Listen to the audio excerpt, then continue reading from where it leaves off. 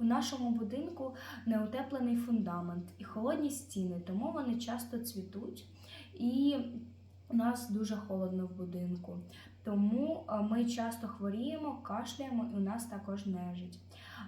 Ще цієї зими у нас зламався котел і було дуже холодно. Тому ми ночували у своїх родичів. І майстер, який ремонтував цей котел, сказав, що цей котел буде неможливо поремонтувати, якщо він знову зламається, тому що немає таких частин.